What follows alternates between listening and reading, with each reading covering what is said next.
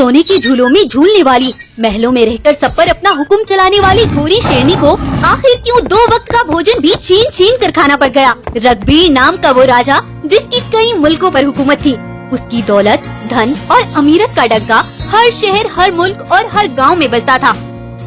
रघुबीर की इकलौती बेटी गोरी थी। अपने बाप की दौलत का उस पर बड़ा घमंड चढ़ा हुआ था। वो एक सुंदर घमंडी राजकुमारी थी। एक बार रात के समय गोरी शेरनी अपने महल में अपने बिस्तर पर सो रही थी। तभी वहाँ एक गुरुजी दौड़ते हुए आए। गोरी, तुम अभी बहुत ऐश में हो, लेकिन तुम पर एक ऐसा समय आएगा कि तुम्हारे पास पेट भरने के लिए भोजन तक नहीं होगा और तुम दूसरों से छीन छीन कर अपना पेट भरोगी। मेरे बाप की दौलत के खजाने भरे पड़े हैं। तुम एक मामूली से गुरु होकर मुझे बातें बता रहे हो। सिपाहियों, 2 टके के इस गुरु को उठाकर यहाँ से फिकवा दो। गोरी के सिपाहियों ने उस गुरु को पकड़ लिया और उसे कैद खाने में डालने के लिए ले जाने लगे। तुम चाहे जो कर लो, लेकिन सच्चाई नहीं बदलेगी। एक दिन गुर्बत मजबूरी तुम्हें ऐसे घेर लेगी कि 2 वक्त का भोजन भी तुम्हें सुकून से नहीं मिलेगा और ये सब तय है। गुरुजी को गोरी के सिपाही वहाँ से घसीट कर ले गए। उसकी इस बात से गोरी बहुत परेशान हो गई। नहीं, ऐसा कभी नहीं हो सकता, ऐसा कभी नहीं होगा जो मैं दूसरों से खाना छीन कर खाऊंगी। जब कैद में पड़ा सड़ेगा तो इसकी अकल ठिकाने आ जाएगी। गोरी का घमंड हर दिन बढ़ता ही जा रहा था। अगले दिन रघुबीर राजा ने गोरी के रिश्ते के लिए पास के जंगलों से 2 राजकुमारों को बुलवाया। रघुबीर ने अपनी बेटी को वहीं बुलाया। गोरी बेटा, ये दोनों ही मेरे दोस्त के बेटे हैं। ये बहुत अमीर परिवार से हैं। इनमें से तुम्हें जो भी पसंद हो, मैं उससे ही तुम्हारा रिश्ता तय कर दूंगा। इनसे? तुम्हें लगता है पिताजी मैं इनसे शादी करूंगी? एक लगता है जिसे लाल रंग की दलदल में पैदा हुआ होगा, और ये इससे अच्छा तो मैं अपने नौकर से शादी कर लूं। गोरी उन दोनों की बड़ी बेइज्जती करती है और वो वहाँ से चले जाते हैं। अब रघुबीर भी बड़ा परेशान हो गया था, क्योंकि गोरी ऊंचे से ऊंचे घराने आए रिश्तों को पैरों तले कुचल देती थी। अगले दिन रघुबीर ने कालिया नाम के एक राजकुमार को गोरी के लिए बुलवाया, जो अपने साथ हीरे, सोने, जवाहरात के उपहार लेकर आया था। मैंने तुम्हारे लिए आसपास के सबसे दौलतमंद राजकुमार कालिया को चुना है। तुम जो भी इनसे पूछना चाहो पूछ लो। रघुबीर वहाँ से चला गया और गोरी कालिया के पास आई। तो बताओ, क्या है तुम्हारे पास? किस बलबूते पर मुझसे शादी करना चाहते हो? मैं कुंदलपुर का राजकुमार हूँ। कुंदलपुर में मेरे बने सैकड़ों महल है और मैं तुम्हें हमेशा खुश रखूंगा। तुम मुझे खुश रखोगे? अरे शक्ल देखिए अपनी। रात होने पर तो तुम ऐसे ही नजर नहीं आते होंगे। मेरे पास सुंदरता और दौलत दोनों हैं, और तुम्हारे पास सिर्फ दौलत। मैं तुमसे शादी हरगिज नहीं करूंगी। जाओ यहाँ से। अब रघुबीर बहुत गुस्सा हो गया और उसी दिन रघु नाम के सफेद शेर को लेकर गोरी के पास गया। गोरी, अब बस बहुत हुआ। अब तुम्हारी मनमानी नहीं चलेगी। ये तुम्हारे लिए आखिरी रिश्ता है। अगर तुमने इससे भी इनकार कर दिया तो तुम हमेशा कुंवारी रहोगी। रघु सुंदर था, इसलिए गोरी को पसंद भी आ गया और रघुबीर ने गोरी और रघु की शादी करा दी। रघुबीर ने गोरी और रघु को अपने महल से विदा कर दिया, लेकिन महल से थोड़ा बाहर आने पर रघु ने गोरी से कहा, देखो, मैं एक साधारण सा कुम्हार हूँ और तुम्हें गरीबी में ही मेरे साथ रहना होगा। क्या? ये तुम क्या कह रहे हो? तुमने मुझे ये पहले क्यों नहीं बताया?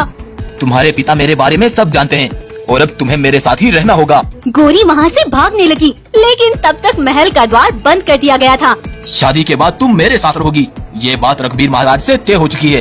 गोरी अब मजबूर हो गई थी। तब वो रघु के साथ चलने लगी। चलते चलते रास्ते में उन्हें एक बहुत सुंदर आलीशान घर दिखता है। अरे वाह, ये कितना आलीशान घर है। ये किसका है रघु? ये घर कुंदेलपुर के राजकुमार कालिया का है। ये सुनकर गोरी बहुत दुखी होती है। अरे, ये तो वही कालिया है जिसका मैंने मजाक बनाया था। ये कितने आलीशान मकान का मालिक है। वो और आगे चलते हैं। तब उन्हें वहाँ एक गुफा के सामने बहुत सारे सिपाही खड़े हुए दिखते हैं। रघु, यहाँ इतने सारे सिपाही क्यों खड़े हैं? ये सिपाही इस गुफा की रक्षा करते हैं क्योंकि इसके अंदर खजाना भरा हुआ है और ये गुफा भी राजकुमार कालिया की है।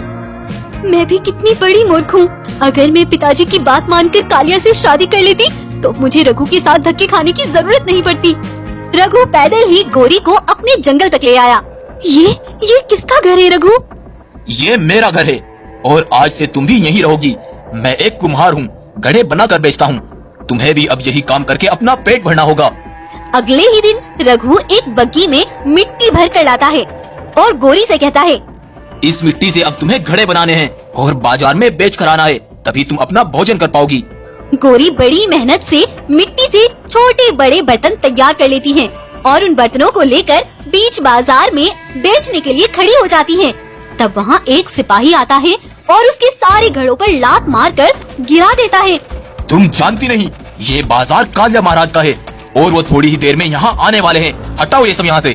गौरी का एक भी घड़ा नहीं बिकता और उसे 2 दिन तक खाने को कुछ भी नहीं मिलता।